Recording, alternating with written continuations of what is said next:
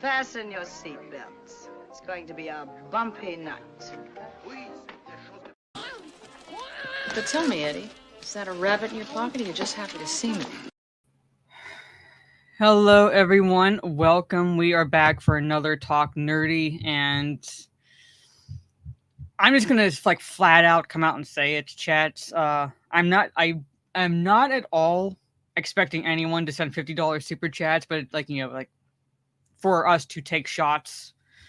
However, I will point out that I did sit through the first 3 episodes of the season 2 of Rings of Power. So whatever you can would help. Because I want to fucking forget what I watch. Here, I'll show you. Where is it? Oh, see?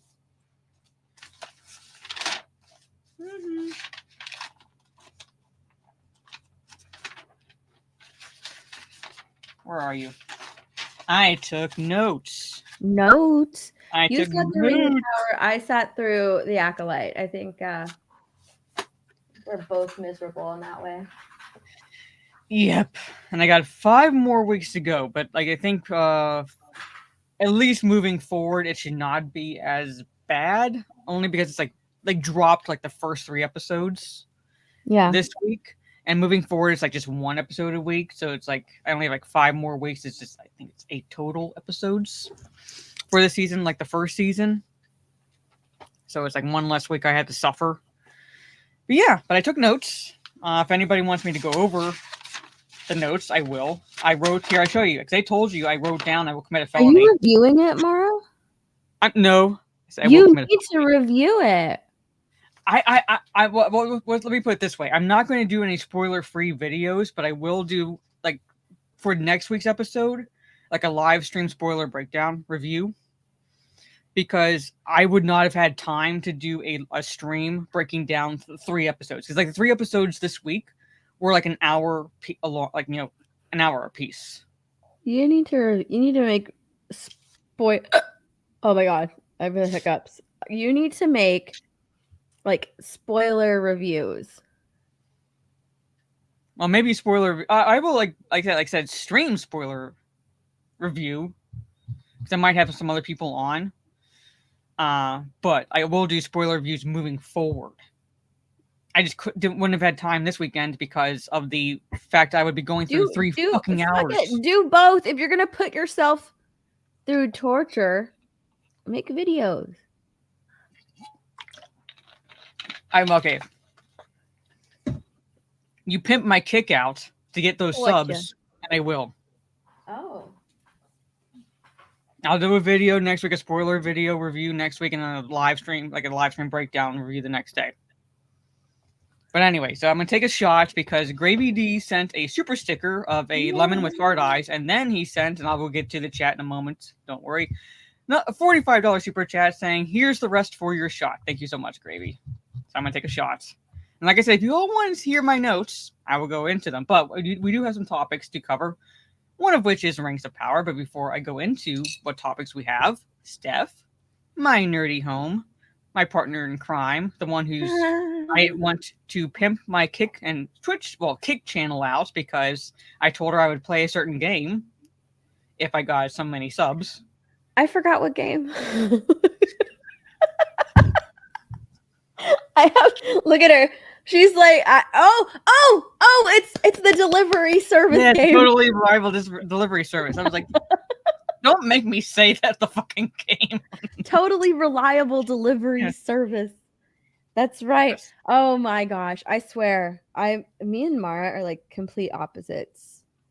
Yeah. I can't remember shit. It was so funny. Before I even asked today, in the middle of the day, she was like, don't forget the stream is at this time on my channel. And I feel like I still forgot because I was kind of out of town today. I decided to go to this really small town and walk around. It was nice. It was a nice little outing. I was literally off camera, getting myself together. Mara saw me before we went live, and I'm just I just woke up. She's literally the first. I just woke up, and I'm like, yeah. I was My eyes were so glazed because I like literally just woke up. My hair was fucking crazy. My eyes were like droopy. I was like, I just woke up. Because I got home. I got home thinking that it was time for the stream. I was like running in and I was like, oh, wait a second. Is Mara late? And I looked at the message. I was like, oh, I still have an hour. Take a nap. And then Yes, like I was here to remind her. My alarm went off and Harley was napping with me and he like freaked out. And I was like, oh, it's time. Okay, 5 more minutes. And like I fell asleep. I fell asleep again, and I finally came in here. I needed those 5 minutes. Yeah. But if I weren't here to remind her, even that's on her channel, we would like there's no way we'd survive. Yeah, like today, I didn't have a gaming stream with Disprove today because like I was like I gotta get out of the house, and he was editing, so I was like, okay, I'm gonna go and hang out in this town, which was really cool, dude. I you know what happened? I was drinking in this town. Like they have so this town has wineries and breweries, and I went to all of them. So basically, you did a literal winery brewery pub crawl equivalent. like by myself, just hanging. Just the solo pub crawl. That's what you did. I didn't even realize that. So what I wanted to do was go to like antique stores and just look around. And by the way, I found one that was freaking amazing. Mara, dude, our childhood, they're antiques now. I found a Barbie doll from 1994 in an antique store. I was like, wait a second, what the heck? There's no way. But then again, like I'm like starting to like, I see these videos where it's like 30 years ago, like, and I'm thinking like 30 years ago, it's like I wasn't even born yet. Wait a fucking minute. I took video of it because I'm gonna make a reel out of it. It was like, this is in an antique store. It was like a Barbie Olympic doll, Olympics doll, and I was like, ain't no way they are selling this in an antique. They even had toys from Shrek Ever After. I was like, what the hell? Why are toys from Shrek Ever After in an antique store? I almost bought them. They didn't have Shrek or Donkey though, so I was like, nah. But yeah, I was like, wait a second, what is going on here? So, anyways, so I was at this place. I was already getting kind of tired because I was like, all right, I was like walking around, like I wasn't getting drunk or anything, but I was like walking around, and but when I drink, I get sleepy. So I was like, I gotta go. I gotta get back. I gotta get back. Look at what I did. I got this too, though. Look, it's an emotional support pickle. Yes.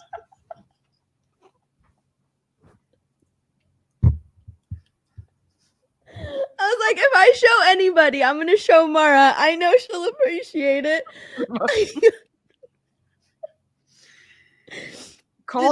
It says emotional support pickle. I will always be around to let you know that you are a big deal. You know what? I'm calling it Rick. Rick, the emotional support pickle. It's an emotional support pickle. Because you are a big deal. Oh my gosh. I didn't get any antiques, but when I saw this, I was like, I need to buy it. I don't mean to say this to sound mean, but I am not surprised. Oh my gosh. It's so cute. Someone knitted it. See? It's cute. I was gonna give you it's cute. So I love how his little hands are holding the little sign. You're a big deal. Anyways, chat. That was Anyways, I just woke up. I just woke up. Let me tell you about my day. Long story short. Long story short, I just woke up. Yeah. But anyway, I did a watch party in my Discord of a Hitchcock film called North by Northwest. So that was my afternoon. But yeah, we got some topics to cover, ladies and gentlemen. Like I said, I do have a couple articles. We're not exactly going to go into them, but a couple of Rings of Power articles because they're still, at least the showrunners are still spewing the same stupid shit. And I know someone asked earlier in the chat, which is worse, The Acolyte or Rings of Power? I didn't watch The Acolyte, so I cannot say anything at all about the quality of that show or anything, or how it fits within whatever fucking canon Disney is putting out. Did you see there's Yellow Flash tweeted it out because I think Raging Rhino retweeted it. It is a remove the Acolyte from canon. It's not going to be removed, like, you know, because I remember when the sequel trilogy came out, and I think that it's cool. No. As a, but I'd say, see, I watched the first. See, the thing is, I think Rings of Power is worse only because Acolyte only got one season, and meanwhile, we're in the second season of Rings of Power. So I'd have to say Rings of Power is worse in that regard, and that at least in that one regard, also because they're still peddling the bullshit that there's nothing written all definitive about the Second Age. It's all vague. It's all based on notes that Tolkien wrote and shit like that. So anyway, here it is. Okay, but I'm gonna say hello to the chat, and then we'll get into. Well, here, I'll share this first. Look, see, sign the petition. Help us decanonize the Acolyte from Star Wars. Yeah, they want to decanonize the Acolyte, so that's kind of cool. And I saw that, I was like, huh, that's neat to go up against the Renew the Acolyte petition, decanonize it. Yeah, neither one will. I'm like to be a buzzkill. Neither one will work. Well, I'm not holding my breath for either one, right? I remember the petitions when the sequel trilogy came out, and they were like decanonize the sequel trilogy, and there's like those movies are still considered according to Disney canon. So yeah, and like the same thing with the. You know what I found so funny? Because I made an Acolyte video. Ta-da! Look at me. I made a video on my channel, so it is up there if you guys want to go and watch it when we're done with the stream. But I referenced the redo Game of Thrones season 8, and it's not just like redo season 8 of Game of Thrones. It's redo season 8 of Game of Thrones with competent writers, and it's so funny that like when that petition went up, you know, and there was so much backlash for Game of Thrones season 8. Like there was no outcry from the creators, the writers, the cast, nothing like, oh my gosh, they're being so sexist because of they don't like Daenerys's turn in Game of Thrones. Oh, the fans are being shitty. Well, everything I saw, there weren't anything like that. No articles, no writing, no nothing like that. Well, everything I saw, like her like turn came out of like left field. Like it made absolutely no sense. She did like a heel turn. It was crazy. Yeah, everybody was pissed off at that. But there was nothing. No, oh my gosh, that's so sexist. Why are you doing that? Nah. You just hate Emilia Clarke. Nothing like that. Nope. No, Emilia Clarke was because there was a ton of fan backlash for Game of Thrones season 8. Like it was bad. It was bad. And I remember watching season 8, thinking, this sucks. Like, what the hell's going on? Yeah, I remember watching season 9, but there's nothing like that. But we are going to be talking about the Acolyte also because you have the Star blaming, you know, alt-right, hyper-conservatives and all that about like basically the cancellation for the Acolyte show. The Crow reboot that came out about a couple weeks ago bombed at the box office royally. Like it's basically on par bombing with the Borderlands movie.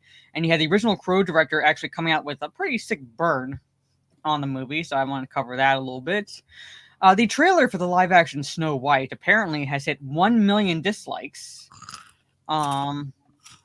I'm going to go over the ratio on what the actual ratio is as far as the trailer, according to this article. And then apparently Sigourney Weaver, I hate to ruin everyone's childhood here, but Sigourney Weaver tears up at Venice after reporter links Aliens Ripley to Kamala Harris. Yeah.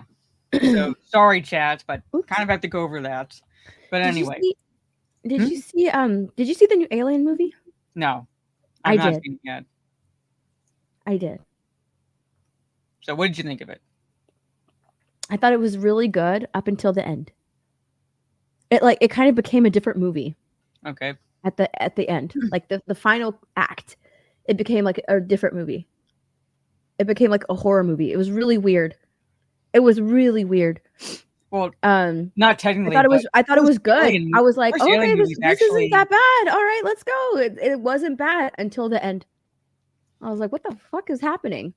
Well, actually, like, in my opinion, like the first Alien movie, I believe, while science fiction, more firmly falls into the horror category.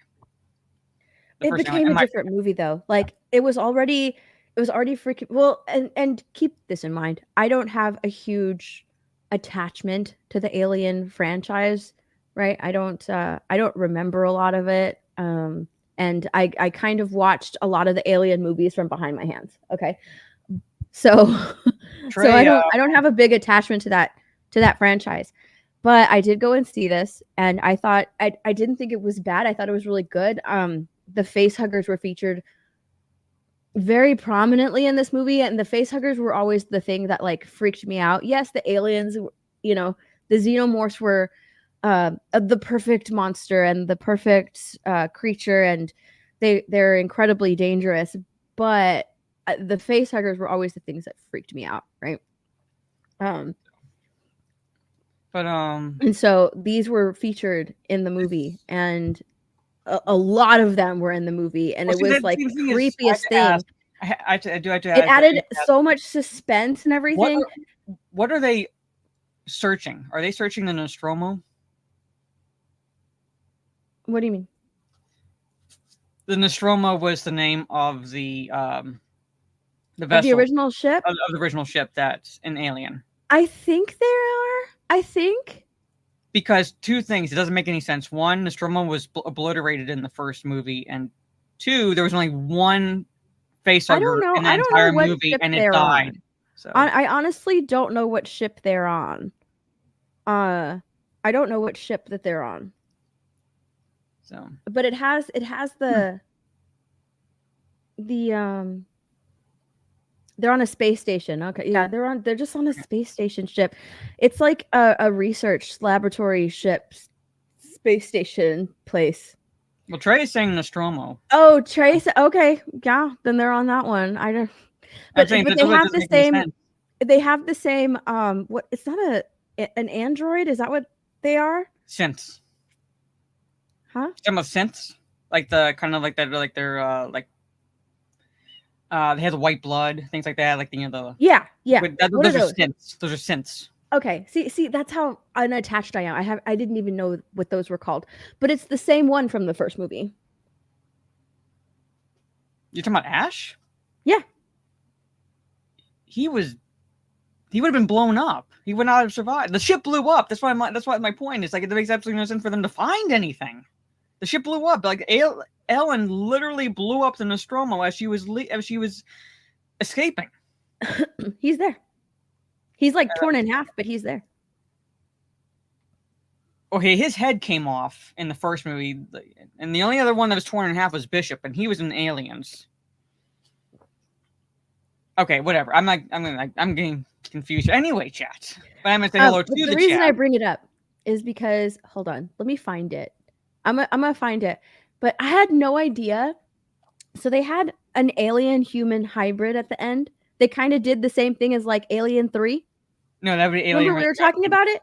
That would be Alien Resurrection. Oh, okay. Kind of coming from Alien 3, but Alien Resurrection. Alien Romulus. I finally saw it, and I finally, like, at the very end, I had no idea. Here, I'm going to share this. That this was an actual person. Okay. So this is what the hybrid... It looked scary. When I say that it switched to like a different movie, I mean like it was like this like body creepy, like look at it.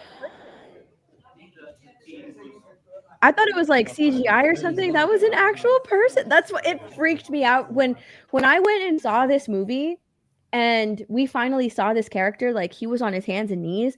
The audience in my theater freaked the fuck out. Like it feel body horror. Yes, thank you, Dr. Coffin Nails. It like turned into like this weird, creepy body horror movie. Like it was creepy. Trey laughed.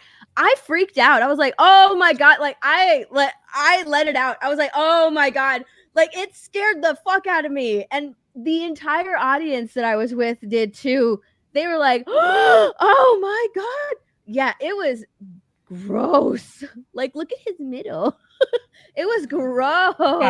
I'm going. I think I'm going to wait for it to come to streaming. But yeah, this was the hybrid. I remember like last time we were trying to find the photo of it when it came out. This is what it looked like, and I think like the initial shock, after the initial shock wore off of like what this thing was, after that it was just dumb. I was like, oh, okay, that's stupid. Right. Okay, yeah. I was like, oh, that's kind of stupid watching it like chase her. But yeah, it ripped off Alien Resurrection. Yeah, 100%. But like, and it even like ripped off how they got rid of it, right? Because in Alien Resurrection it got sucked out into space. Same thing with this one. Gets sucked out into space. I just think that this is the creepiest design. I mean, design is creepy, but at the same time, it was like, a creepy design. Everything. And what makes it even creepier is movie, like this is an actual person. He's like 7'6" or something, 7'8". Yeah, he's an actual person. I was like, oh. There was have you seen? I know you don't like horror movies, but have you seen the movie Mama? No. Well, you don't really have to watch it. Just look up like the Mama entity, because it's actually played by a real person who is that thin, pretty much. So it's not like entirely CGI or anything like that. It's like, you're gonna make me have bad dreams. I'm just saying, it's like, that's creepy. It's played by an actual actor. Yeah, she looked it up.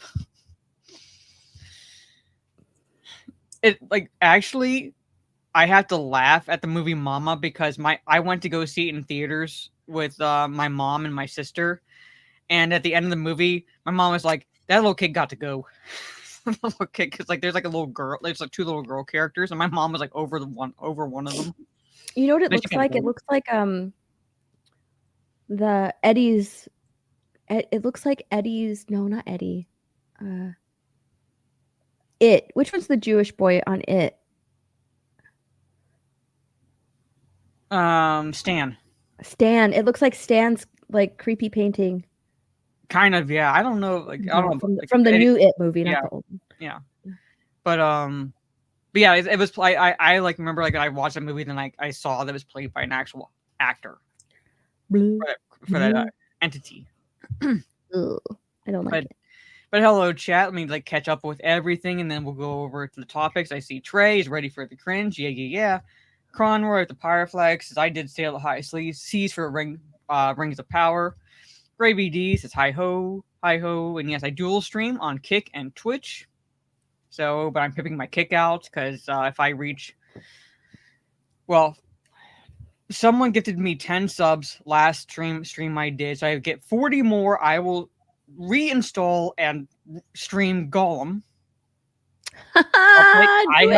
Yeah. So, and then if I get another 50 subs, because like, I have to pay for whatever medical bills I have from playing these games, I will play that totally reliable delivery service with her. Let's do it. Last Toxic Male says, just like Rhea Ripley, I'm always on top of Maz's mom. Yes, you are. Last Toxic Male. Gravy D with the super sticker. Like, yeah, thank you so much. Jaluk says he'll be lurking, watching us on the big screen. Yeah. Tazrin, hello, good to see you. J.O. Studios, hello. Capinofo, what is up? What is this, a stream for nerds? Yes, it is. So get ready to talk nerdy. Daniel Stewart, hello. Mike Hill, what is up? Tara Crystal, what is going on? And I know, Tara, you asked me why I torture myself. It's more because it's not that I'm taking necessarily the bullet for others. It's not that I'm watching it so you don't have to. It's because we keep the showrunners and those tied to Rings of Power keep telling lie after lie after lie about Tolkien and his works and everything, and I'm watching it to tear it apart, to point out why it's inaccurate, what is that, like, what is wrong with it, so it gets out there pretty much, and those who do not know much about the lore of Tolkien are not, how do I put this? Not swayed by whatever it is that like the showrunners say or anything like that, or like quote unquote experts on X say about Tolkien. That's why I'm watching it. That's why I'm torturing myself. So yeah, like I said, I think Rings of Power is worse because Acolyte was just straight up fucking trash and only got one season. Rings of Power is pretending to be disrespectful to Tolkien, and that makes it worse. So yes, I'm taking the bullet for everyone, essentially. Soul Assassin, hello, good to see you. Let's see. Stunning and Brave Megatron, member for 32 months, just comes in and says boobies. Thank you so much. Keep sending the super chats that equal to 50, and maybe I'll finish this depending on how much you send. What is that? It's the intense root beer. Mara needs to send me some liquor. You need to send me that, like, whatever it is you had not last time, but one time. So it was like a blue tequila drink or something. I can't find it. Oh, Tarantula. Yeah, I can't find it up here. I'd have to order it especially because the store, at least close to where I live, doesn't carry it. Yeah. So. Tarantula. No, it's not that game. No, it's not that game. You're barmy. But someone did point out that is an actual game on Steam. Yeah. This is my Twitch. Thank you so much, Soul Assassin. Yeah, we kind of need. I want Kenzo to do how he does for the full Aussie or whatever it is. I want him to do like episodes of us. That's what I want him to do. I want like Kenzo's touch on it. That's what I want. King of the Squibs, what is up? Pound 3000 needs some hugs. Good to see you. Where are you going to be? Can you say? But welcome to America. I know where he's gonna be. Welcome to America 1 month in advance. That's all I can really say right now. Dr. Coffin Nails, what is up? Right now. Let's see. Making sure I don't miss anyone. Keely Chow, hello. If I miss anyone, I do apologize because I'm scrolling back through the chat. JM, the Elite Fan, hello. Let's see. I almost said that last Talkers Mail, but I didn't do. Oh my gosh! Yeah, I should take Rhino to an Outback Steakhouse. Get him a bloomin' onion. Yeah. I'm gonna take Rhino to an Outback Steakhouse. A bloomin' onion. That's a good idea. Yeah, Tom Bombadil, they're both failures. They're both failures to an extent, but I'd say Rings of Power has the edge over the Acolytes for multiple reasons. But they're still shit. I forgot what I was gonna look up. It was in my head, and now it's left. It is gone. She is the goldfish, ladies and gentlemen. What was I gonna look up? Oh yeah, Dan. If ever I get to Australia, Seth, I don't know if you know this, but if ever I get to Australia, I'm bringing all my cosplay outfits, and I'm gonna live stream me physically assaulting Liquid Blake. It's like basically in one of my cosplay outfits. So he has to tell me which one he wants me to wear while I beat him up. Because he purposely comes in to pokes the bear like this. I'm like, you have to tell me which one you want me to bring. And make sure I have it.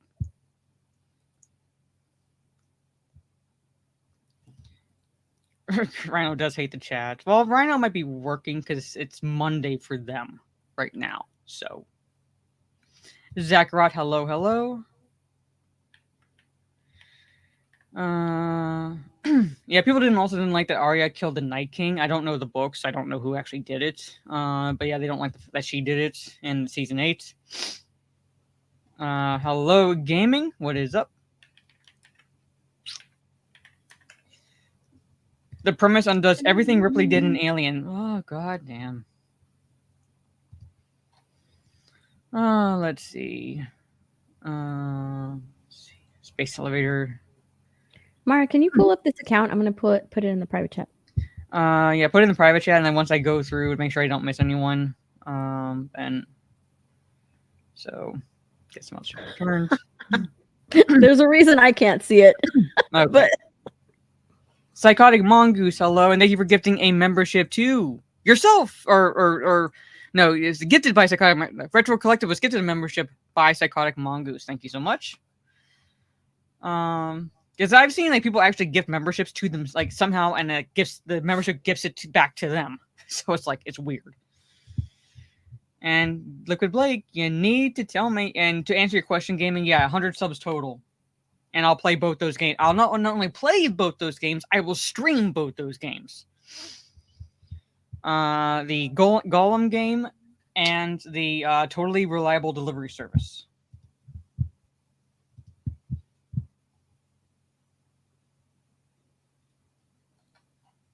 So you want to bring up what you shared in the chat? no. Just can you see it? Yeah. So would she block you? Yeah, I'm blocked by that account. I'm actually honestly surprised she hasn't blocked me, because I'm looking at one of her posts from 48 minutes ago. She says, "Calling it now. Nori gives Gandalf his name. I'm gonna throat punch the bitch." Oh. Also, I love Disa, perfectly crafted character. Fuck you. This show is insanely good and had me screaming because he's the Lord of the Rings at the TV. I was wondering what she wrote about Sydney Watson and the Acolyte. Fuck. I hate this bit. I hate, like, the woman you just sent me. I am going to go out of my way to get her to block me, because it's like she's a fucking Rings of Power stamp. There you go. I gave Mara an activity for after the stream. I'm just gonna start sending you accounts. Yeah, she's just gonna say, here. I'll show you guys. This is the because it's through me. You should be able to see what this bitch account looks like. But this is what Steph sent. All right, sad, angry, frown, princess, and monsters. Oh my, more romance, less martyrdom. Raylo and Oshamir. Symbolism is morally good. Watch my video essays. Click on her banner. Yeah, this is her banner. That's why I'm blocked. Oh my god. He's so femme-coded. Oh my god. Like, where do these people come from? She put like little clippies in his hair.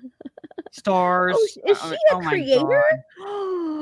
Yeah, this is her. Wit oh my and gosh. I That's must her see name. this channel. She, her. She has pronouns in her bio. She, her. She joined 5 years before I did, and I have 10,000, almost 10,000 more followers than she does. Send me her channel. Yep. But here's where I had an aneurysm. So calling it now, Nori gives Gandalf his name. I'm going to Spartan kick this bitch in her uterus. I swear to fucking Christ.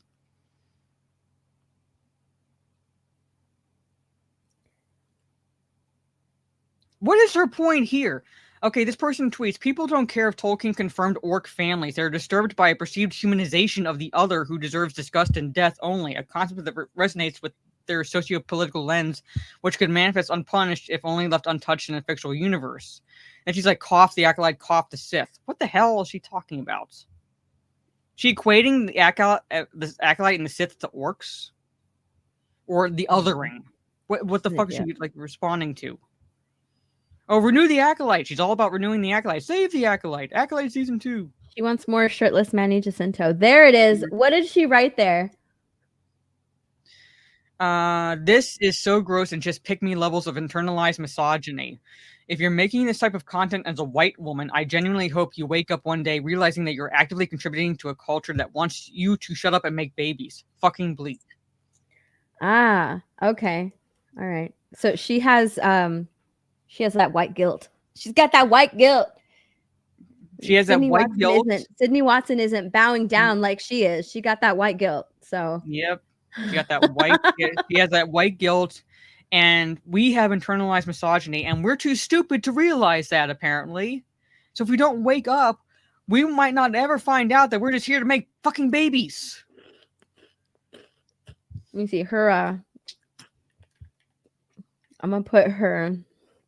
No, I'm not gonna do it. I'm not gonna do it. All right. Oh, she says, I did not tag her or name her. She was never meant to see it. She started shit when she retweeted it to her 500,000 followers. Oh, boo fucking who. My nothing Yeah, tweet she like is supposed crossed to leave out that her little 2K circle. You're absolutely rotten human. Okay, you put it out in public, it's going to go out to everyone's fucking I know. public. You fucking Imagine idiot. thinking like the people that you're promoting this to won't actually tag the person. Get Was out it of here. conceivable that she's going to think that's going to remain within her little 2K circle?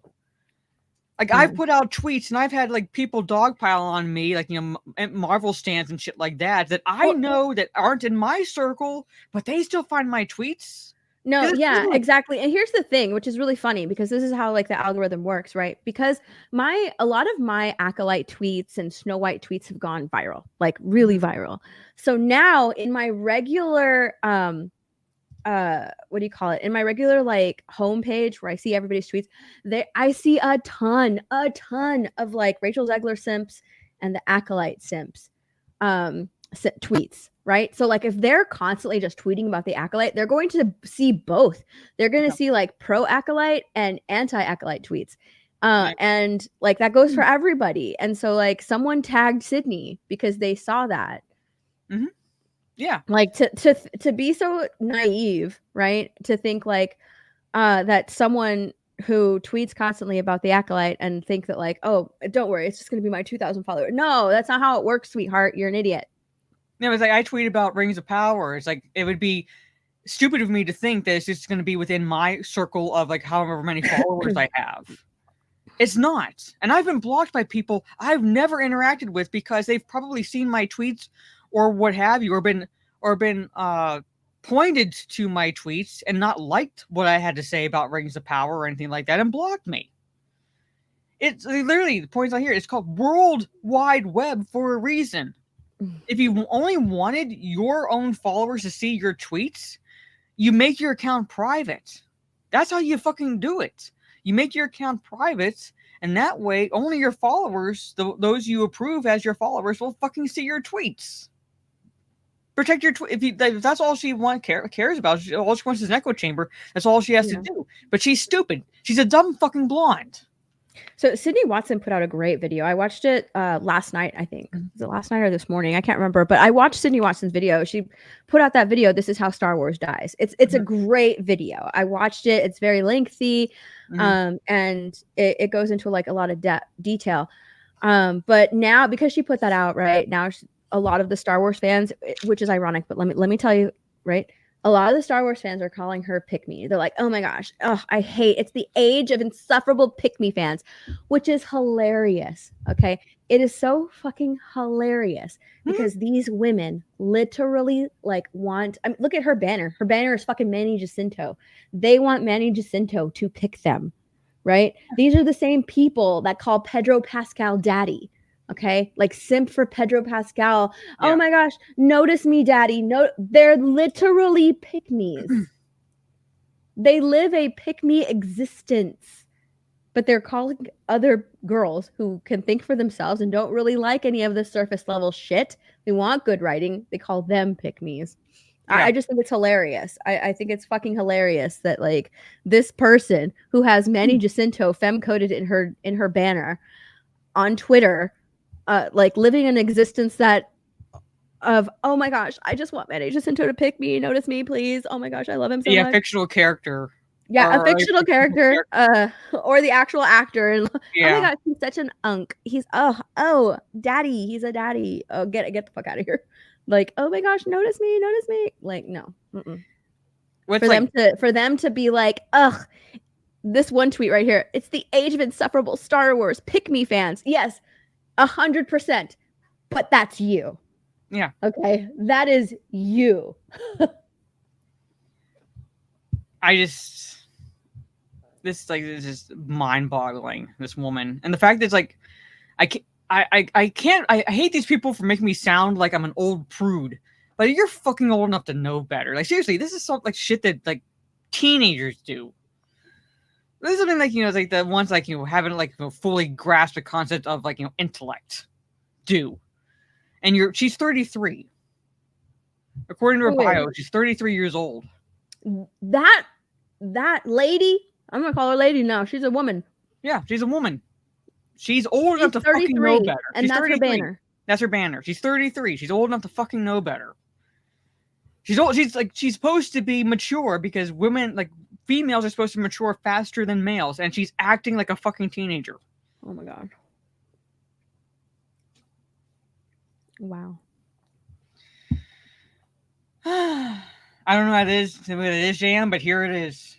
This is that woman's account. So whoever She's in her savvy is, childless cat lady era. Okay, we Yeah. shouldn't judge. look who you're talking to. Childless cat lady, right there, with Manny Jacinto, femme in No her worries, in Trey. her Mhm. in her banner.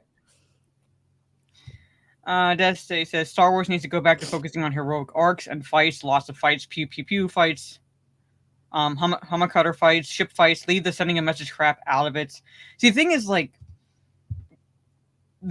when I say there was always a message, I mean there was always like universal messages within Star Wars that resonated across the decades, and that was the heroic arcs, the hero's journey, all that.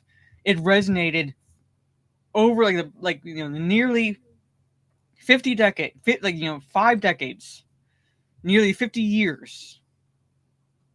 It has resonated because of that. Universal messages, that's what these stories need. But when they make it for a modern audience, they date it, because someone 20 to 30 years from now is not going to relate to what is going on now, because it has no bearing on what they're experiencing, what they're going through, their mindset, their dreams, their aspirations. It has nothing to do with it, so they cannot relate to anything that's being made now, because it's for this modern audience, not for all audiences. That's the problem these movies have. So yeah. But anyway, this bitch, I will go out. I'm almost making it like a goal to go out of my way and just tweet after tweet after tweet bashing Rings of Power, just to get, that's my goal, just to get blocked by her. Do it. I'm going to do it. Maybe starting tonight after stream, but I will do that. I will find Rings of Power tweets and I will tear them. That's your homework assignment. Yes. Anyway, we're gonna stop sharing that screen because she's giving me an aneurysm. But now that we've brought up Rings of Power, let's just go into these couple articles and just get them out of the way. Because, like I said, I had an aneurysm watching these 3 episodes. We'll do this one real fast first. So I got a kick out of this title because it says, as season 2 leans heavily into Lord of the Rings lore, it can't, because it already broke canon left and right in the first season. The creators say it's not a response to the fan ire over season 1. These showrunners are claiming, where's the quote? Patrick McKay stressed that he and co-creator J.D. Payne didn't decide to lean more heavily into J.R.R. Tolkien's beloved works following criticism from sections of the author's fan base. Instead, McKay maintained that it was always the plan for season 1 to be less faithful to the Lord of the Rings books, Appendices, and Legendarium before they fully committed to canonical events in later seasons. You can't commit to canonical events in later seasons because the timeline is all over the place. You have people being alive at this period that aren't even born yet.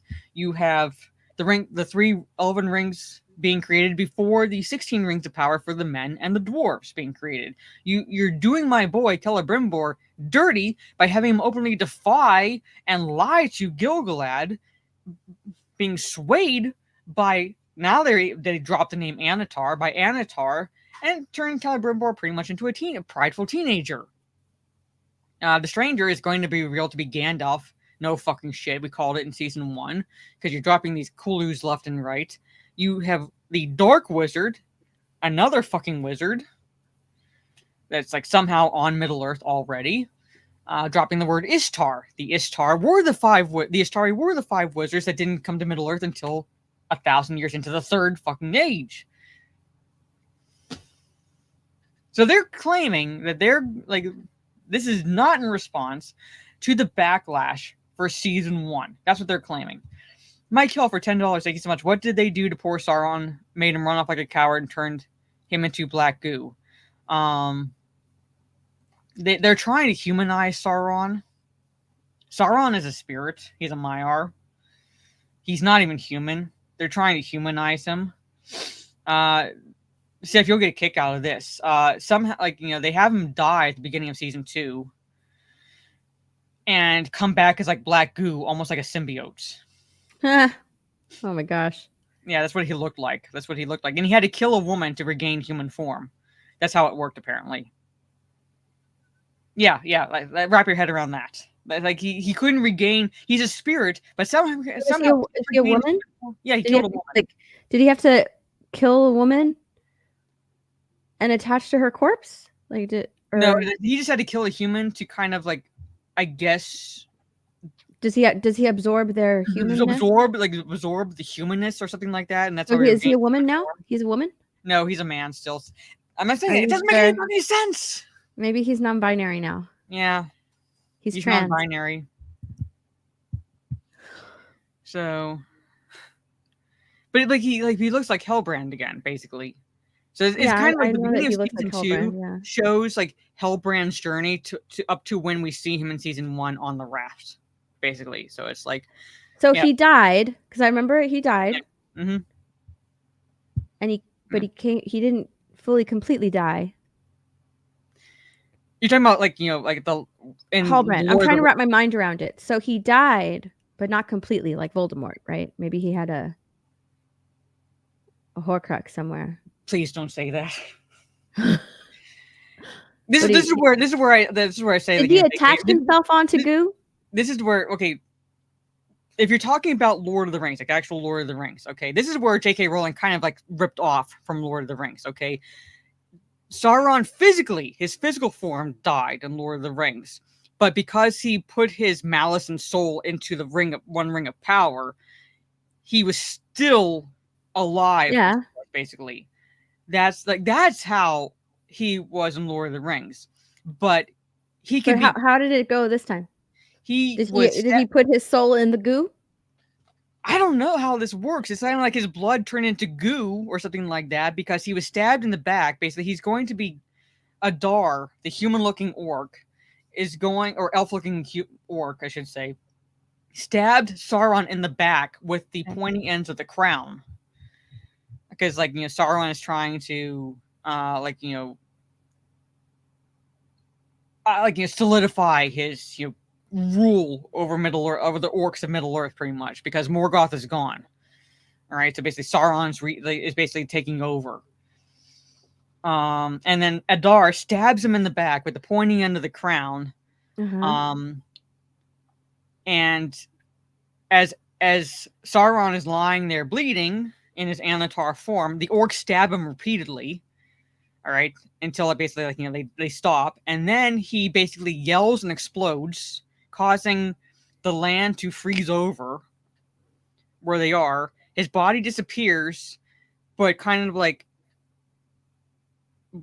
black liquid, or the blood kind of pools down the cavern, basically the rocks into this below where they are, until he comes back as a symbiote looking creature out of the water. I'll do you one better. I'll do you one better. I have it. I'll show you the scene, because if he's goo, how did he kill the woman? See, they don't show it. You hear her scream. I'll do you one better, because I got my special copies.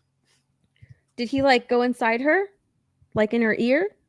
You don't see it. That's the thing. That's why it doesn't make any sense. Like in Prometheus, is it Prometheus where the stuff goes in the ear and then stop it? Maybe it doesn't show it. He's just black goo and he killed her, or maybe he can make the goo hard and he stabbed her. It goes through the fucking recap. I'm not going to show this scene because it's a different actor playing Anatar in this scene. Or was it an X-Files thing? Did the black goo? Could you see the? Here, I'll show you. Eyes when she looked up and was. Like I said, you don't see it. Where Where's StreamYards? Present. Share screen. I am confusion. This is what it looks like. Okay.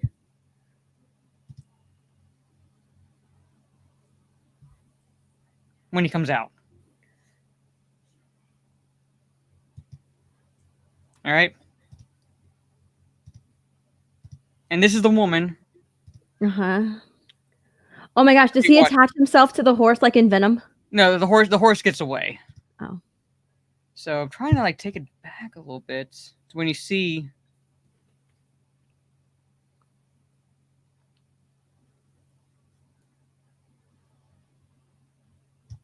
fucking come on, go. See, it's like sliding down the hill. Oh my god. Right there. Wee. Yeah, like that's like, like dragging himself. Wee. What the heck? Yeah, see? This is what I watched, chat. This is what I watched. All right. Then makes its way to that's what happened, right? It's so somehow he's like tired. So he's like I mean, it looks like he's like a headless, legless torso. Gooey. What the hell? Okay, see, you can't. I don't know if you can see basically, but here it attaches Oh, he itself to the wheel attached and himself climbs to it. into the back of the carriage, Uh-huh. and then it rides. she just- And the next thing, if I had sound on, it's just like see all that black happen, right there. That's all you see, and then you hear her scream. The horse gets away, and so he steps out. Does it show her body? You don't see her body; you just hear her scream. That's like So he entered. So he became her. So he entered her. He looks like Hellbrand. So it's like he took on her body. But he looks like Hellbrand. Watch. If you were just taking her body, it would be a female. But look who steps out. He takes her clothes. But look. Maybe he like Agent Smithed it, right? So like if he, he entered her and then he went, and then his face changed to his face. He like Agent Smithed it. I don't know, but like we're seeing basically Hellbrand's like because he's wearing her clothes. Yeah. So he's got her body. He is so trans.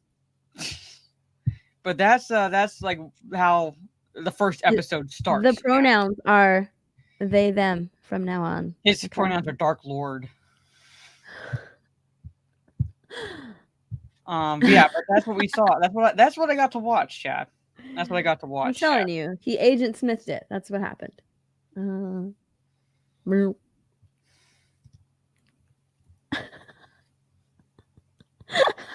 JO Studios is like, I will unsub from you. I'm trying to wrap my mind around how this worked. Don't bother. They don't even fucking know. And this is what we get. This is like the shit that we get. Like that article they showed where they're claiming that it's not because of the fan backlash from season 1 that they changed anything. No, we also get this shit from them. Where is it? Where they're claiming that Tolkien himself contradicted his own stories about the Second Age. Tolkien going back and changing things after the fact is like him making notes. It's not him contradicting stuff. It's him not liking what he originally wrote. But if you read the fucking books, there's no contradiction. And they're talking about in the appendices, right? In the Legendarium. You know what they could have followed that doesn't contradict itself? Let me show you, Chad. It is mind-boggling what they could have followed. A fucking timeline. I need my emotional support pickle. Yes, I need one too. Send me one.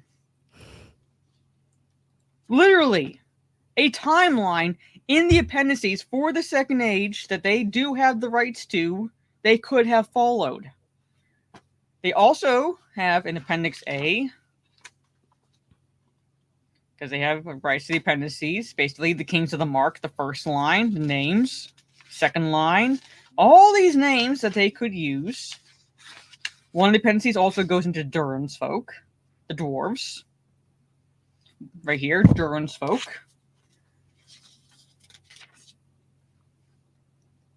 So, as well as a lineage tree for them.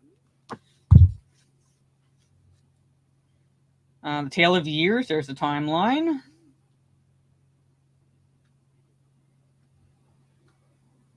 All that. And family trees, as I said. They have access to it. And not only that, this is what their quote is, basically. This is what they're claiming. So, we love this world, we love Middle-earth, we love those texts, and we chose to tell a story in this particular era of Middle-earth's history because he never wrote a fixed version of it.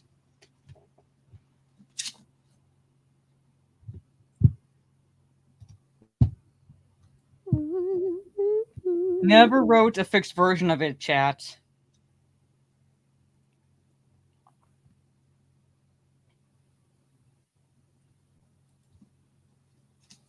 That's why I watch this shit show. Is because they're still peddling that bullshit. They're still peddling that bullshit. That Tolkien contradicted himself. And they have nothing to go off of for the Second Age. He wrote notes in a little timeline over here, and there's a little article over there, and sometimes they contradict one another. Like I said, you have History of Middle-earth, you have this, you have the timeline, you have plenty of shit. And yes, Roxham, the Lord of the Rings dependencies are fixed. They are published. They have the rights to them. So there's no contradictions in any of them. So he's lying. They're straight up lying. That is why I watch this shit.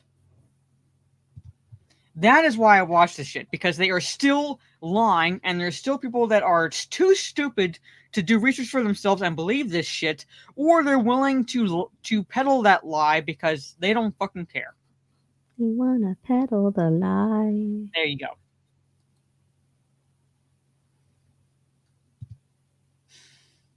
I don't know. They technically they committed in this article it's libel. If it was an interview, it's slander. Slander is the spoken word. Libel is the written word. So, but yeah, technically it would be slander, but in the article it's libel. But I'm saying it's like they have, like they're lying because I literally just showed me one of my copies of the Silmarillion. Which I really appreciate. It was gifted to me, and I love this because it has actually illustrations by the author, and the author is Tolkien. Shocker. So, and I love, you see, this elven text on the pages here. I love that. There's an Instagram person who does art on books. I've seen her. She is so good. I know. Yeah. You know what? I think she sells her work on Etsy. Oh, like that. They are so. But here's one of the artwork. See, I want to get you something like that for your birthday. Christmas is your birthday? Up. I already forgot. Oh, it's in April. It's April 10th. April 10th. See, I knew it was in April. Yeah, but see, this is I'm gonna put it on my phone. I'll never forget. But yeah, so I love it. I'm saying everybody put it in your phone, all right? Write it down. You're telling me to write down my own birthday? No, I'm telling the chat. Okay, I'm telling me just in case you forget your own birthday, write it down. I can even tell you the exact time I was born. Really? Yeah, because my parents had a frame of me when I was a baby, and the frame had my birth time on it. Aww. So I was born officially at 11:48 p.m. at night, April 10th. I know my mom has that information on me. I just can't. Yeah. I was born in the afternoon. I just don't know what time. And 199 super chat from Dr. Coffin Nails asking, "Are you going to be on the Full Aussie anytime?" Well, you'll have to ask the Full Aussie guys. That's all I can tell you. I would love to go on the full Aussie. I know they Mhm. every now and then I'll go on. Here's something Yeah. funny, Soul. I was originally supposed to be a March baby. The original birthday predicted when my mom was pregnant with me was, I think, March 22nd. But I decided to stay in her womb for like 2 more weeks because I wanted a diamond birthstone. I joke about that, but yeah, it, it was like 2 weeks later, and the doctor was like, if you don't give birth, like if you don't go into labor by like this time, we're gonna induce labor. And it was the Sunday of my cousin's baptism. The one cousin who was born before me, it was his baptism, and my mom and dad were in a grocery store buying some food because they had been away for a while, and that's when my mom's water broke. So you have my dad tapping people in the line saying, "Can we go ahead of you?" Because my wife is going into labor. So. But I was originally, I think it was like supposed to be like a March 22nd or something like that. But I wasn't born until like April 10th. Of course, like you bought your birthday. It's my birthday month. You know My what? birthday is September 24th. Send presents. We have to celebrate. You had to celebrate your birthday month like hobbits. Like they celebrate their birthdays like the entire month. Yeah, I'm a hobbit. Yeah. I'm like a little hobbit, right? Yes. It is my birthday month. My birthday celebration. Yeah. Send presents and birthday cards. You know what? Send me a nice letter. I don't mind reading letters. Send me a nice letter. So your dad missed out on a hunting trip. Never sure if he ever forgave me for that. Letters, birthday cards. So. But yeah. But there it is. And I know you tried asking Rhino. I don't know Rhino. Like I said, I think Rhino's working, so I don't think he pays attention to the chat. I think he just like lurks and like listens to the stream. So like I said, you gotta like kind of tag them on X if you're on X or something like that, and birthday, harass them because I don't know. But there it is. Like I said, like Rhino always tells, like if I want to be on, he always says, like just DM him and he'll send me the link. Like that's usually what he tells me. So if I'm like awake or something, like he's like, just let me know when you want to come on. So yeah. But I have they do the full Aussie Saturday mornings and I'm doing tabletop. So I'm on G&G tabletop and I can't. Mm-hmm. If I go on their stream, I can only be there for a little while because I have to do tabletop. But here, like now that you mentioned, let's talk about Star Wars. Let me just close the Rings of Power articles. The acolyte. Yes, the acolyte. The acolyte. The acolyte. He's like the acolyte star is blaming alt-right and hyper-conservative bigotry. I knew it. She's always doing that.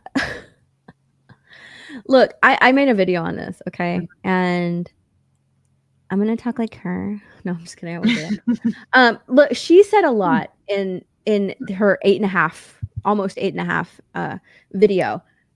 And I think that within the 8 minutes that she's just rambling on, she says some really nice things, right? She's like, I'm grateful to be on or to have been a part of this. She's saying like, thank you to people who are a part of it. Thank you to the fans. She was talking about how she went through ship art and she loved playing OSHA. She's grateful for the opportunity. There was stuff in there that she said that would have made like for a great statement, and it would have put her fans at ease. It would have settled things down, right, within the fandom. She's like, I'm happy to be a part of it. Thank you guys so much for watching the show. I appreciate it so much. She could have said something like, I'm going to take this experience and, with me forever and just move on to my next project. She could have said something to calm down, right? The I don't know, like the tension, right? Because the fans are upset. The fans are blaming toxicity. They're blaming the men. They're blaming all these things. They're in an uproar, right? They're waiting for Amanda Stenberg to say something, and she could have said something to calm it down. But she didn't. Instead, she completely validated what everyone had been saying, what everybody had been guessing as to why The Acolyte was canceled. She just validated their points for them. They're like, see, we were right. Even Amandla said so herself. The star of The Acolyte said so herself. Bigotry, alt-right conservatism is to blame. Hate and vitriol and bigotry, like that is the problem, and that's why we got canceled. That just completely like made her inciting even more of these fans to be in an uproar. It was really stupid of her. It was so stupid of her to do that. She should have just said, look, I'm happy that I was a part of it and I'm going to move on to my next projects. I'll hold this with me forever. Like, thank you for being a part of it. I loved being a part of The Acolyte. It was a dream come true. She could have just said something like that and left it. But no. She had to validate what people were saying and just continue on with this fandom being like fucking with the Acolyte fans being fucking crazy people. It was so stupid. It was so stupid. Yeah. It was so dumb of her to do that.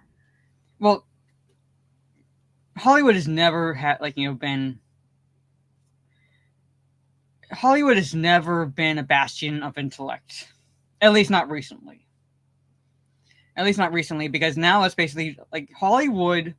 Not every. I'm going to stipulate this. Like, not every actor or actress or not everyone in Hollywood is like a leftist. All right, because there are those who are who do lean conservative. They're not as vocal. But Hollywood has pretty much become a propaganda wing. It's no longer an entertainment industry. It's become a propaganda wing. That's how I look at them. Because this is the propaganda. This is the playbook that they're going with. If you don't like this, then you're a bigot. If you don't like this, then you have internalized misogyny. If you don't like this, then you're MAGA or you're alt-right. Mm-hmm. Not because the product they gave us is subpar at best or shit at worst. No. We're wrong for not liking what they gave us. We're wrong for wanting something better. We're supposed to like everything that's peddled to us, no matter how mediocre it is, no matter how inane it is, no matter how stupid and political it is. We're supposed to get on our hands and knees and thank our Hollywood overlords for deigning to provide us with a crumb of entertainment. That's what we're supposed to do. Yeah. It's insane. And then she used, oh my gosh, look at all these look at all of these right-wing conservatives. You know what? Go vote. Go vote. Go vote. Mm-hmm. So are you fucking kidding? You're going to use this as your springboard, as a platform to, tell people to go and vote. Like that was so, it was just the worst thing that she could say. At least Manny Jacinto, put out just a heart with like the last scene of The Acolyte. Now Manny Jacinto has recently once again, stirred people up because they asked him a question at some con, and they asked him like if you could get a wish or some shit. They asked him a question like what would you want, like if you had a wish or something like that, or I don't know, and he's like, The Acolyte season 2. So it's like, come on, are you stupid? Like, cut it out, stop it. You're playing. What's sad is that like the actors will say that, but I don't think that they think about it, right? They don't think because no. People get attached to show, and you know what?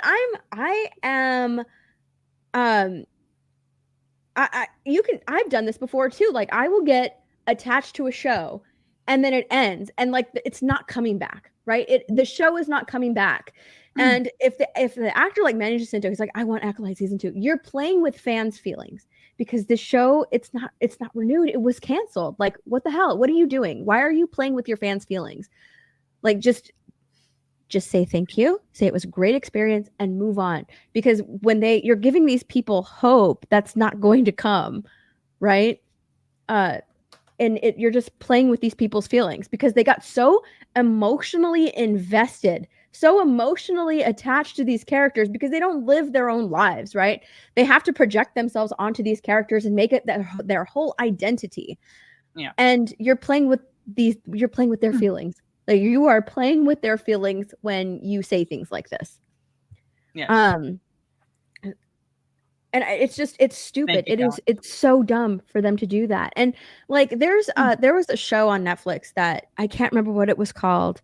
But it only had 2 seasons, and I wish that it continued, but it didn't. Like, it literally stops and in the middle of the story, and it got canceled. It's not coming back, and I'm just like, oh, the only show that I know that was like that. I'm not saying it is this show, but my sister and mom were just recently watching it. Are you talking about Mindhunter?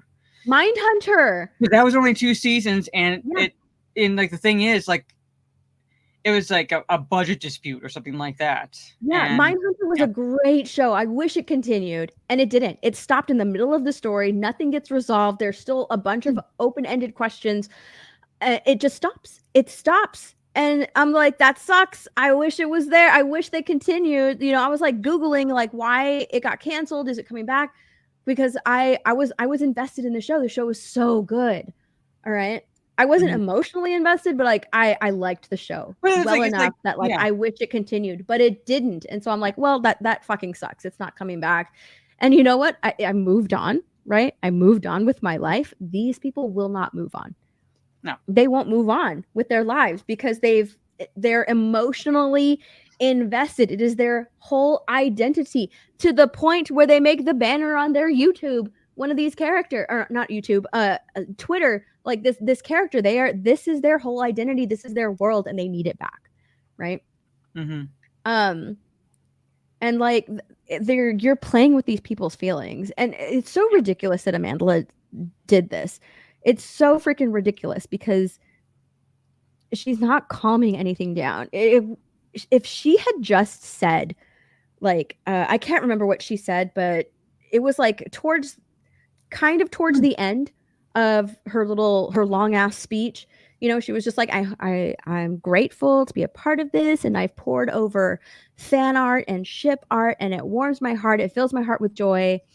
If she had just like said just that little thing, it would have been perfect. It would have given these people closure. But no, instead she made them even more angry because she just completely validated everything that they were saying. The Acolyte was canceled because of all of this vitriol and bigotry, and the show got review bombed and people kept talking bad about it, right? She just confirmed and validated all of these things, so it just made them even more angry. So now they can't move on, right? They can't move on because they have all of this anger, and Amanda just completely validated their anger, and so they have to continue on being upset about it. Like it was the dumbest move on her part, and I find it like really funny that like she put it in her stories, right? That's where she put it. That's where she put this statement, not in her like actual profile. She put it in her story. So it's like, I'm gonna say all this stuff, and it's gonna go away in 24 hours. So let me just stir the pot really quickly and peace out.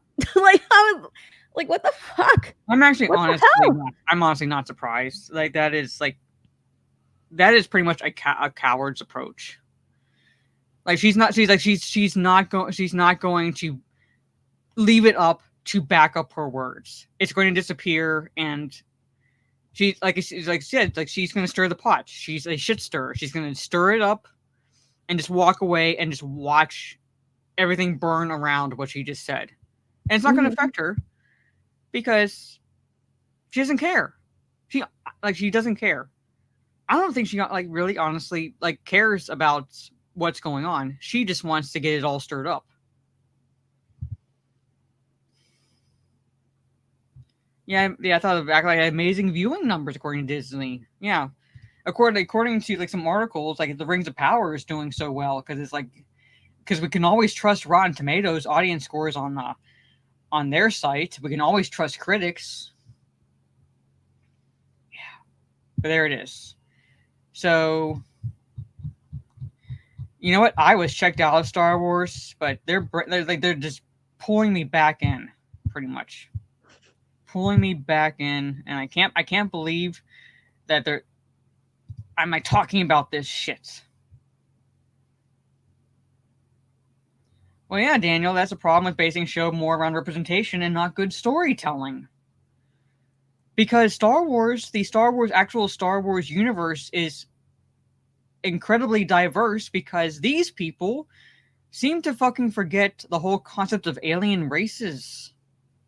They're all focused on the human characters. They completely fucking forget all the alien races that have been created and exist within this universe that they could have shown. That's diversity. That's fucking diversity. Dude, oh my fuck, wow. What?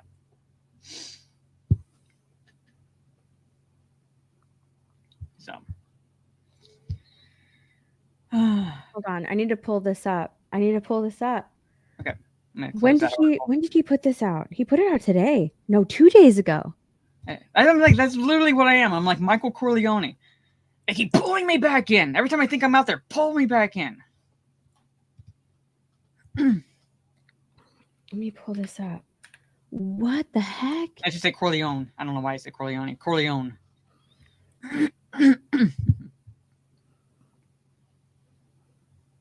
Only cares about the message. Yeah, they only care about the message, not about good storytelling.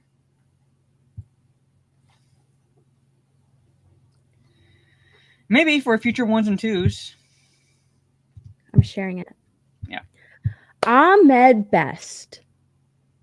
Jar Jar Binks himself. Okay. Mm-hmm. Put out this, right? For the Acolyte. I will always stand in solidarity for artists who give 110% of their work in art. Keep shining, Queen.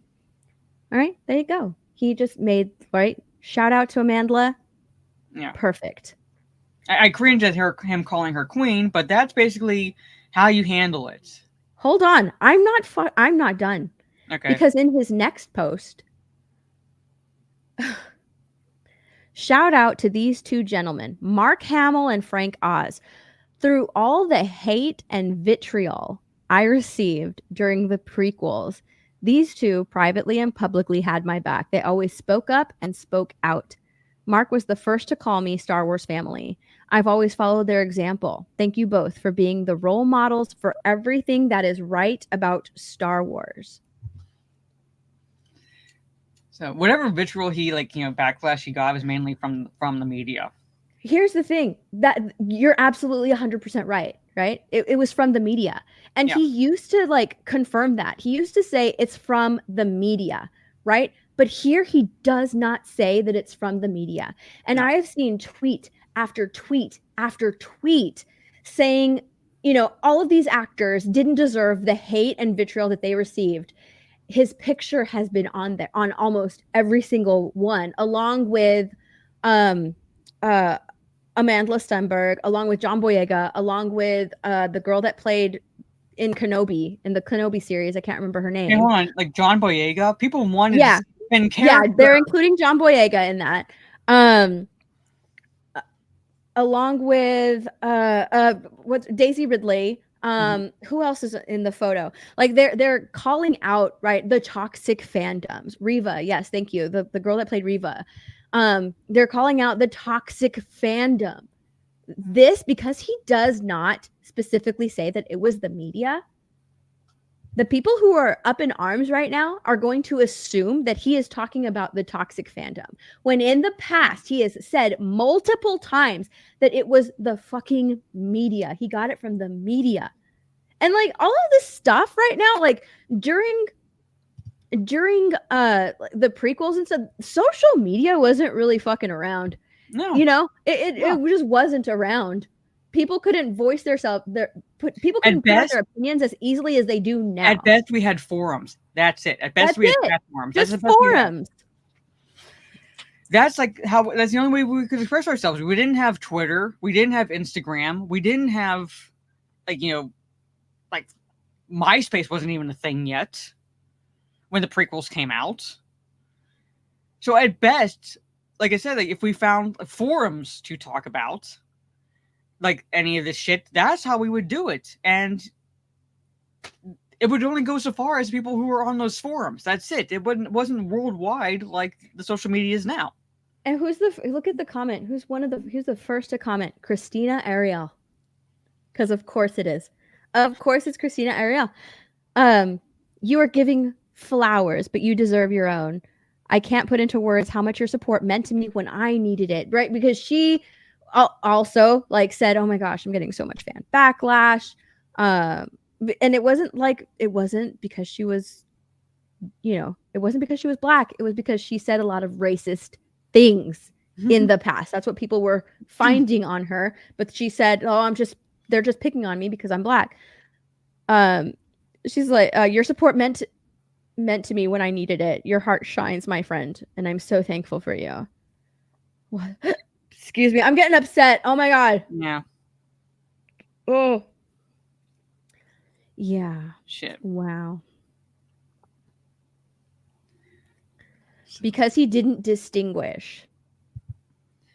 Yeah, that's what I was Whether like, he's Kang talking about Shadow. the Is that people media. actually wanted Finn to be a Jedi. People were actually Yeah. thinking that Finn was going to be a Jedi. They wanted to see his storyline, not Rey's. They wanted to see Finn's storyline. But yeah, but somehow he's included in that bigotry and vitriol backlash when people were like upset at how his character was treated in the subsequent films. He pretty much became Rey's lapdog, and all he did was follow her around like a fucking puppy. That's it. That's like they basically boiled his character down to a janitor who fled the First Order and like was like basically a puppy to Rey. Like followed around like a little dog and just like like always shouting her name. That's what got people upset. Wow. This is crazy. But yeah, the first person to comment back, Christina Ariel. Anyway, since Amandla brought up Kamala Harris, sorry to ruin Ripley for you all, if you're a fan of Alien. But Sigourney Weaver has teared up when a reporter linked her character Ripley to that of Kamala Harris. And quotes, she says, "To think my work would have anything to do with her rise makes me happy.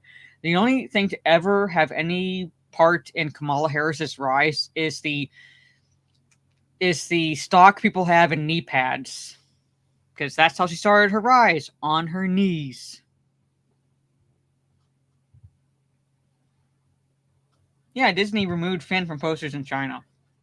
Yeah. They also like it's so funny. Like I've seen people, I've seen people say that to all of these posts. Yeah. Tell them the people that are putting out these posts and putting Finn in there. A lot of people are responding like there was no hate with Finn's character. People actually liked Finn. Why is Finn in there? The people are asking why Finn is in there. Like, why is Finn in there?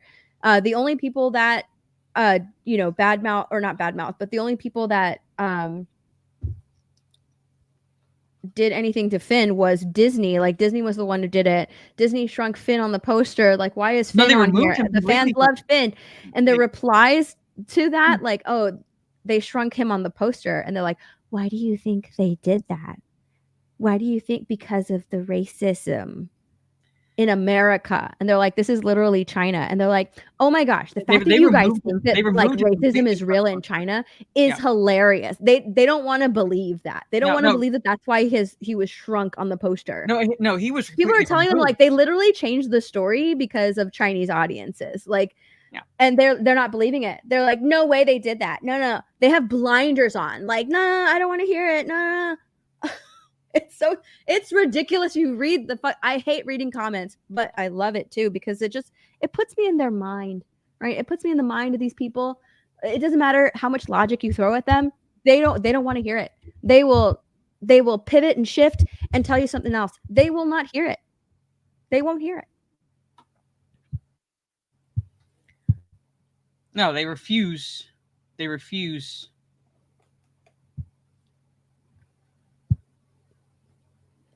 Okay, it was the Force Awakens poster I'm thinking of that he was completely removed.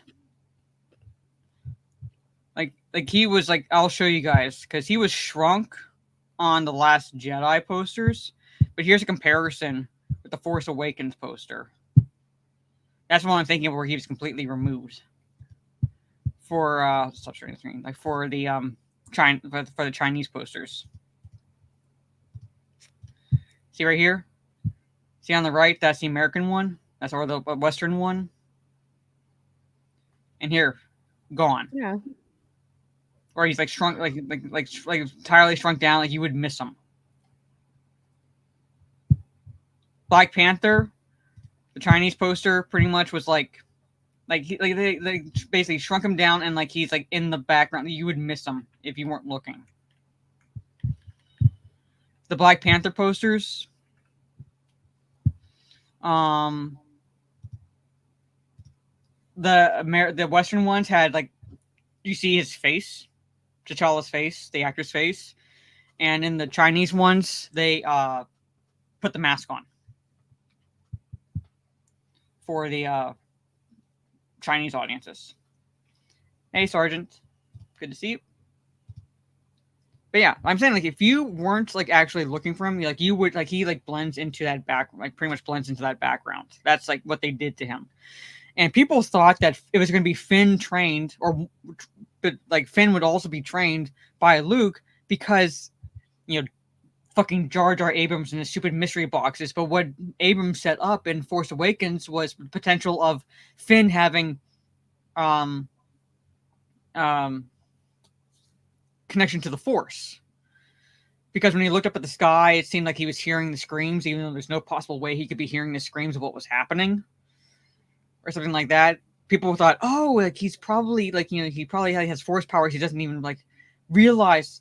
And like he should be trained by Luke along with Rey. That's what people thought. And that's what people thought. And well, nope. He's reduced to a walking joke the rest of the trilogy. But like I said, but anyway, I saw this and it's like, yeah.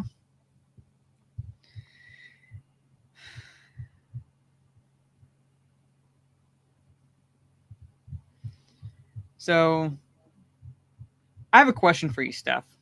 I know what state you're in. I'm not in it, so it's like I would honestly be surprised if you saw anything. But have you seen any Kamala Harris signs in anybody's yards? No. I've seen one. I haven't seen any, and I actually live in for Texas, it's pretty like democratic city. Mm-hmm. I haven't seen any. Like I said, I've only seen one close to where I live. Like one. That's it. Yeah, I haven't seen any. I've seen a bunch of Trump signs. I actually saw a sign. I've seen a bunch of Trump signs. I haven't seen any Kamala. Well, he lives on this family lives on our street. I don't know the family, but I saw a sign for Trump in someone's yard that was him putting his fist up after the assassination attempt.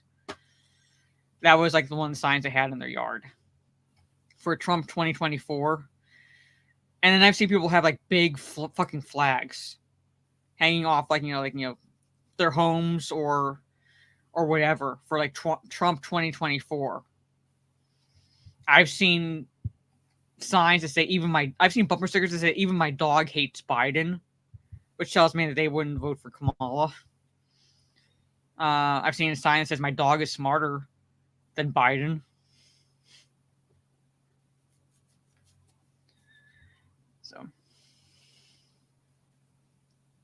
So I was just like curious because I've been like looking. Yeah, sorry. Good night, Optimus. Because I've been looking periodically, like whenever I've been out and about, to see if how many have signs, and I've only seen one. And if you weren't looking for it, you'd miss it because it's not even like out front where like people normally put it next to like the curb. So it's like obvious whom they're going to vote for. It's kind of a ways back next to a tree, and it kind of blends in with everything. Mm-hmm. That is libel, Dan. Anyway. So. Seems I'm sorry. I like mm-hmm. This is interesting because Ahmed Best is like singing a different tune. He's singing a different I think it's because he wants because he was wasn't he part of one of the shows? Yeah, he's part of he's doing a show now for kids. He's singing a different tune now. Because now, before he would always say it was the media. This is because I was wondering, I'm like, why are so many people including Ahmed Best? Because Ahmed Best was not attacked by fans. He was attacked by the media. And the fans wouldn't have known that it was a black actor playing Jar Jar. No. We wouldn't even have known because like we don't get any behind the scenes stuff until it comes to like, you know, a DVD release. And then if you want to watch the special features, that's where you find out who's playing these characters. But Yeah. he says, everybody came for me. I'm the first person to do this kind of work, but I was also the first Black person, Black man. It's the first textbook case of cyberbullying. Where is this narration coming from? Because this was, it's out of nowhere. This is out of nowhere. And then he says, holy crap, I didn't even know this. What the hell? He said it really wasn't easy. I was young. I was 26. Hold on. What is it? Where did he go? And then he said something about George Lucas. Oh, my career began and ended. I didn't know what to do. And unfortunately, there was really no one that could help me because it was such a unique position. It had never happened before in history, especially with the internet component. But George Lucas is untouchable, and everybody was untouchable. Who wasn't untouchable? Me. Everyone came at me. Mm-hmm. Where is this coming from? Because if anything, people criticize George Lucas for this character. People are like, what the heck? Because I remember like George Lucas saying that they wanted this character, Jar Jar, to be like the new Chewie or something like that. And people are like, what are you talking about? This is not the new Chewbacca. No way this is the new Chewbacca. Yeah. Where is this called? Holy fuck. I have not heard him. This is from May. How did I not see this? This is an interview from May. What the hell? The first case of cyberbullying. This shit wasn't even around. Nope. No, because we had no social. Like I said, we only had forums. The first it was just movie came out forums. in 1999. Like X wasn't around. None of this Twitter? was around. None of this was Like around. it's not like we're all walking around on our smartphones in 1999 talking about Jar Jar Binks. What the hell is he talking about? It's oh my god, I was just about to say that, Shadow War Child. This is revisionist history. He is rewriting history right now. Yeah. Wow. Yeah, Mace Windu was black. He's played by Samuel L. Jackson. So Mace Windu was black. People liked his character.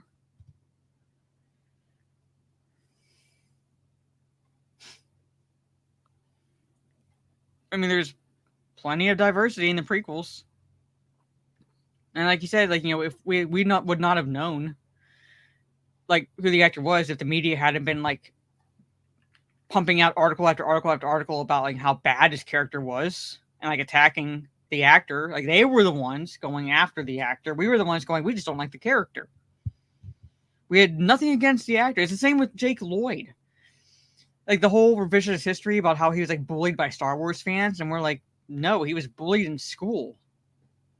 And it was the media that kind of like kept focusing on his bad performance in the first movie. Like, And Star Wars fans Jake were Lloyd's like, mom even came out and said that it was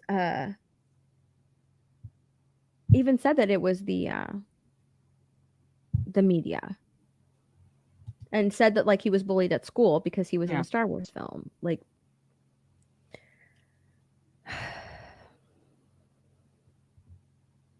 dang, that's crazy. I think it was Jake Lloyd's mom, but yeah, Ahmed Best. He's not on Twitter anymore, right? Because I remember that he was on Twitter. He was on Twitter, and he was. He's not on Twitter anymore, I don't think. I have to look because I remember like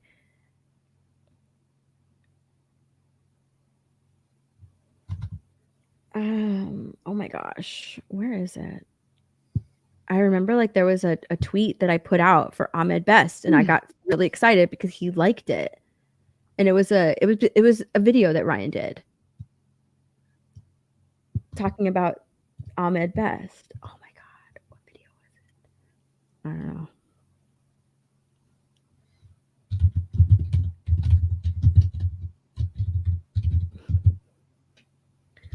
Wow. Yeah. Anyway. Can't believe they got me talking about Star Wars again. But final super chat from Mike Haldane so much. We'll miss some of my Wednesday stream. Going to early access of Beetlejuice. I'm gonna try to see that movie like this weekend.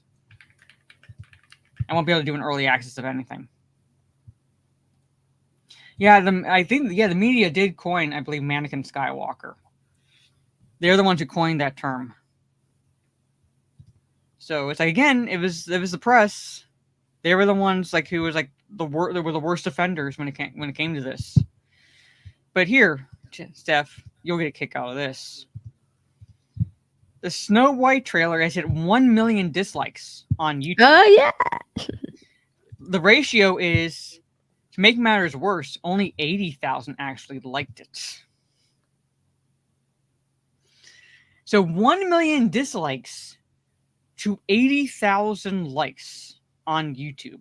Hello, Albert. Thank you for the super chat. And you'll love this paragraph here, Steph. This merely adds more fuel to the fire for this movie, which has earned the wrath of online fanboys. One look through the 50,000 plus comments for the trailer, and you notice the cesspool of hatred being directed towards the movie. Fans seem to be fed up with all of these remakes of beloved animated classics. However, Disney's casting of Rachel Zegler in the titular role seems to be another major factor the total dismissal of the trailer. No, she's just an idiot, and she attacked people who criticized her casting.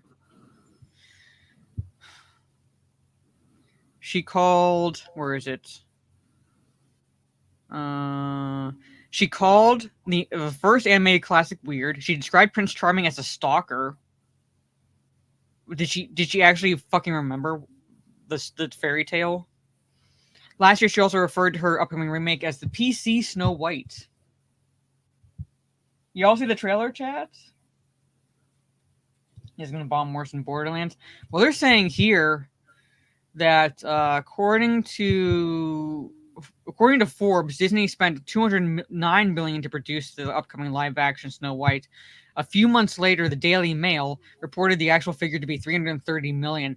I'm tempted to lean more towards the $330 million because of the fact that they did do all those reshoots. And according to this article, the reshoots centered on the goal was to insert flashbacks into Snow White featuring actress Amelia Foucher as a younger version of Snow White. Another round of reshoots occurred earlier this summer in London, and this was confirmed by Godot. So I'm guessing, yeah, because of the reshoots, it bumped that budget up. So I'm not saying it's $330 million, but it did bump that budget up. Are you one of the 1 million dislikes, Steph? No. No? You haven't contributed to the 1 million dislikes? Probably close to 400 million? I did not. So, if you come across Raging Rhino, I'll stop by to check on him later. I haven't seen Rhino in the chat since around the beginning of the stream, so. The plugin's accurate enough to indicate it's a severe ratio. Yeah. Frosty Beer, are they assuming the gender of the haters? Yeah, they're assuming that it's it must be the sexist men that are hating this trailer. It must be the sexist men hating this trailer. Because no woman in her right mind would dislike this trailer because we're supposed to like the strong female lead. We're supposed to like the fact that she saves herself and doesn't have to rely on the prince to do so. Oh, that's right. There really is no fucking prince in this story. She doesn't fall in love with the prince. She doesn't have a happily ever after in that regard. No, she falls in love with the fucking criminal.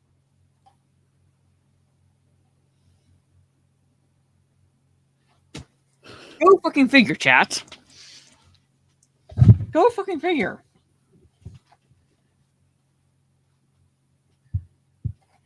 Oh, Ridley Scott is claiming that Gladiator 2 is the best film I ever made. Ridley Scott is... I don't know what happened to Ridley Scott. He's lost his touch.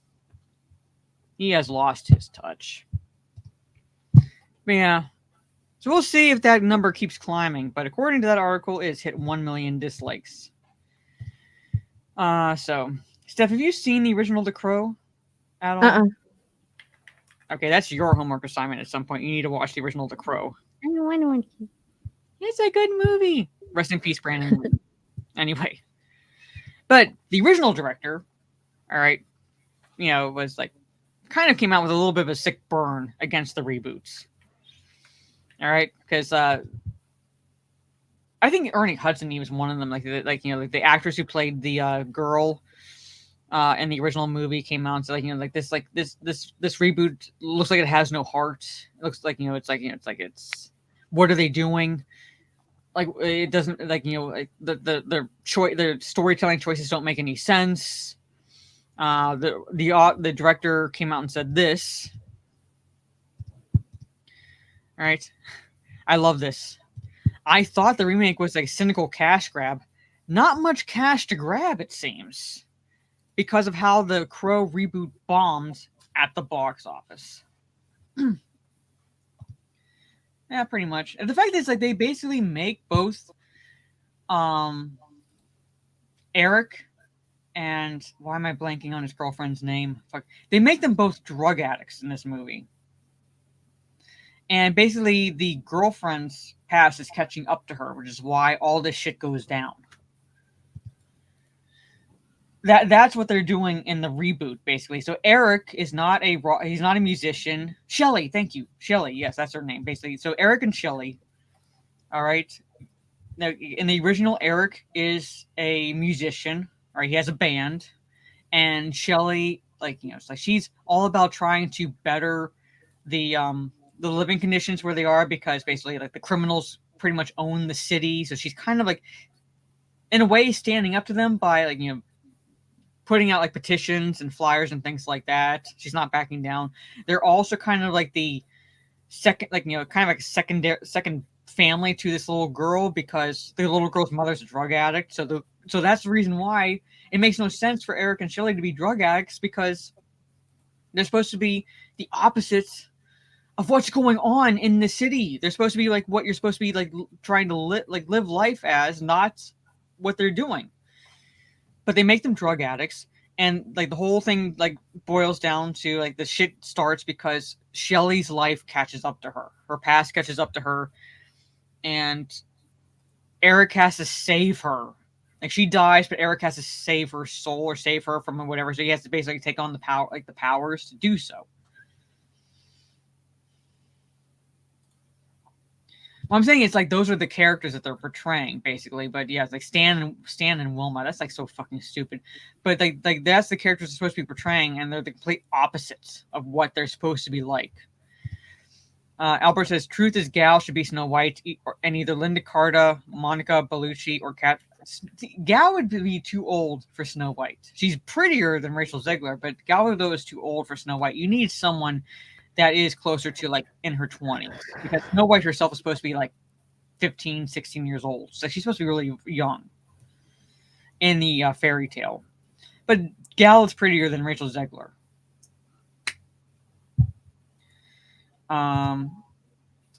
If you're going with the retelling of the fairy tale and not set post the events of the fairy tale. Now maybe Sydney Sweeney. Yeah, the original. Yeah. So yeah, the actors from the original movie did not like what they were seeing as far as the Crow reboots, and now you have this sick burn from the original director saying that it's not much cash to grab, it seems. And for those who don't know, see if this article goes into it. It only made a little over, not even the $5 million its opening weekend. It basically was on par with what Borderlands made in domestic box office its opening weekend, with the budget around $50 million, which means it would have to make, let's see, $125 million to break even. If the budget was around $50 million and you're including any marketing that went into it and things like that, it would have to make around $125 million to break even. They hit 20 million this weekend. They're not. It's going to bomb. It's going to be a box office bomb. So, but there it is. Those are the topics I have. for you all for this Talk Nerdy to Us. So, but yeah, since like I'm being bullied into doing this by this one here, I'm gonna have to do a spoiler review as well as a live stream of the fucking Rings of Power episodes moving forward. Do it.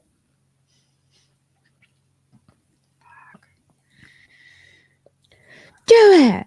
What I'll likely do is watch my special copy Thursday, make notes, and then do the review the next day. Because it takes me longer to do everything because I pause and write. Like I said, I show you, I take notes while I'm going through this shit. I take notes. And I point out where the canon is being broken and all that fun stuff, and the member berries and all that. I watch it sober only because if I were to drink, I wouldn't be able to pay attention. And I have to pay attention to tear it apart. Yeah, well, I have through the VA. So yeah, I do have medical insurance, but it's through like the VA. Anyway, Steph, let everybody know where they can find you and all that fun stuff. You can find me on Kick and Twitch. I'm gonna try and stream Squirrel with a Gun. I don't know if I'm gonna do that today or tomorrow. And Toxic Femininity tomorrow, Midnight's Edge, and then I don't know if we're doing a gaming stream, but we might. So I've done the live stream breakdowns before, Jacob Watch, for the first season. So trust me, I've done this before. I have done a live stream breakdown for Rings of Power season 1, each episode. So I've done it before. This is my first time at the rodeo. Yeah, Kick and Twitch, and I put out a video on my channel if you guys want to check it out.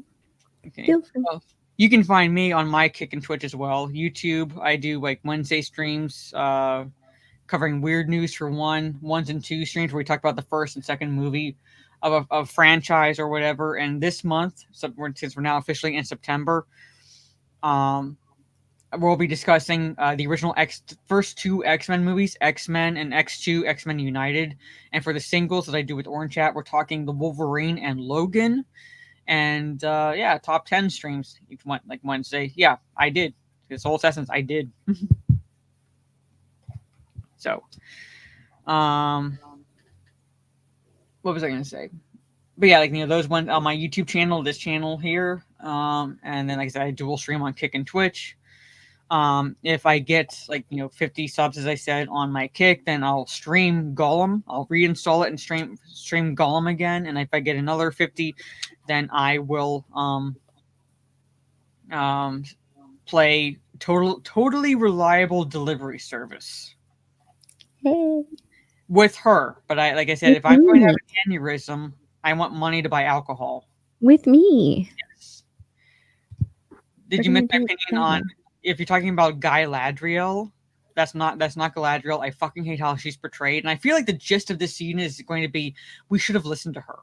Like here's something that that this character does that's fucking totally out of character for Galadriel. All right, this is what the beginning of the season does with her character, because it kind of picks up where the first season left off.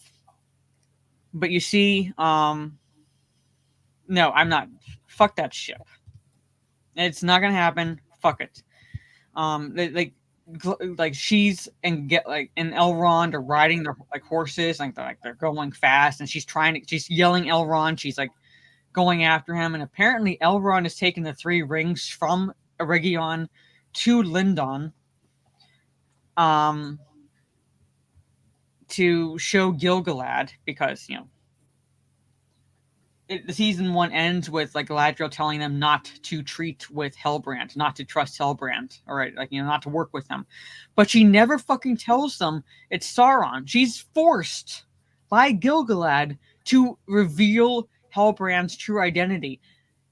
This is the same fucking bitch that the entirety of season 1, her main mission no matter the fucking circumstances, was finding Sauron and killing him. How she would do it, I have no idea, because he's a spirit and can't really be killed.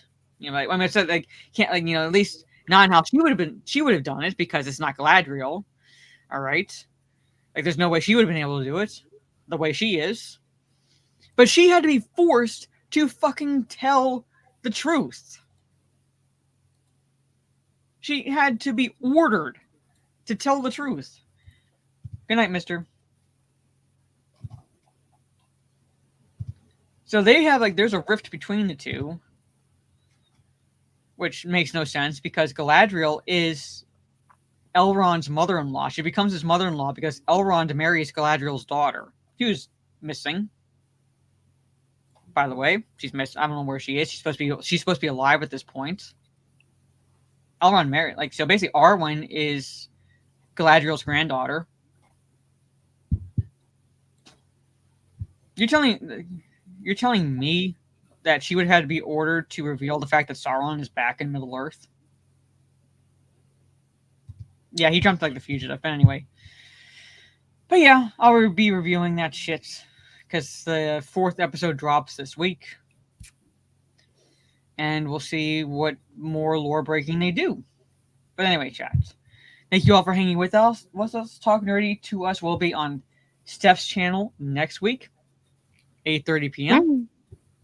And I'll remind her, don't worry, because inevitably she will ask. And I'll be there to let her know it's on her channel. So take care, everyone. Have a good rest of your day or evening wherever you are in the world, and we will see you all next week. Peace. Bye.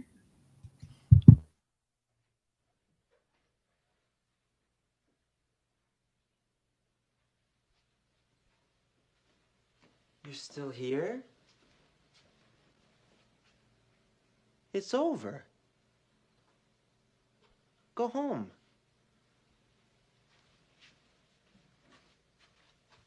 Go.